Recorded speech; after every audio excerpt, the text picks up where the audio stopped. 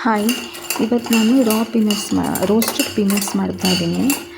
Roasted ಪೀನಟ್ಸಿಗೆ just 2 ingredients ಇದ್ದರೆ ಸಾಕು. Roasted peanuts, ಆಮೇಲೆ ಸಾಲ್ಟ್. ಒಂದು ಬಾಣಲೆಯಲ್ಲಿ 1 ಸ್ಪೂನ್ ಎಣ್ಣೆ ಬೇಕಿದ್ದರೆ ಹಾಕ್ಕೋಬೋದು, ಬೇಡ ಅಂದರೆ ಸ್ಕಿಪ್ ಮಾಡಿ. ಹಾಕಿಬಿಟ್ಟು ಪೀನಟ್ಸ್ ಫ್ರೈ ಮಾಡೋಕ್ಕೆ ಸ್ಟಾರ್ಟ್ ಮಾಡಿ. ಆಮೇಲೆ ಸಾಲ್ಟನ್ನು ಇದೇ ಥರ ನೀರಲ್ಲಿ ಕರಗಿಸ್ಬಿಟ್ಟು ಸಾಲ್ಟ್ ಹಾಕಿ ಫ್ರೈ ಮಾಡೋಕ್ಕೆ ಸ್ಟಾರ್ಟ್ ಮಾಡಿ. ಒಂದು 10 ಮಿನಿಟ್ಸ್ ಅದೇ ಥರ ಫ್ರೈ ಮಾಡಿ. 10 ಮಿನಿಟ್ಸು ಫ್ರೈ ಮಾಡಿ ಆದಮೇಲೆ ಅದು ಹೊಂಬಣ್ಣಕ್ಕೆ ಬರುತ್ತೆ. ಹೊಂಬಣ್ಣಕ್ಕೆ ಬಂದಮೇಲೆ ಇದು ಸಿಪ್ಪೆ ತೆಗಿಯೋಕ್ಕಾಗುತ್ತಾ ಅಂತ ಟೆಸ್ಟ್ ಮಾಡಿ ನೋಡಿ. ಸಿಪ್ಪೆ ಬಿಡ್ತಾ ಅಂತ ಟೆಸ್ಟ್ ಮಾಡಿ ನೋಡಿ. ಸಿಪ್ಪೆ ಬಿಡೋಕ್ಕೆ ಸ್ಟಾರ್ಟ್ ಮಾಡಿದ ಕೂಡಲೇ ನೀವು ಸ್ಟವ್ ಆಫ್ ಮಾಡ್ಬೋದು.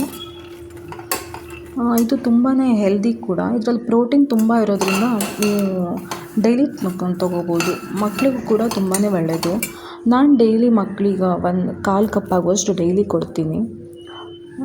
ಆಮೇಲೆ ಇದರಲ್ಲಿ ಹೆಲ್ದಿ ಫ್ಯಾಟ್ ಕೂಡ ಇರೋದ್ರಿಂದ ಹಾರ್ಟಿಗೂ ಏನೂ ತೊಂದರೆ ಇಲ್ಲ, ಹಾರ್ಟಿಗೂ ತುಂಬಾ ಒಳ್ಳೆಯದು. ಸೊ ಇದನ್ನು ನೀವು ಡೈಲಿ ತೊಗೊಂಡ್ರೆ ತುಂಬಾ ಬೆಟರ್.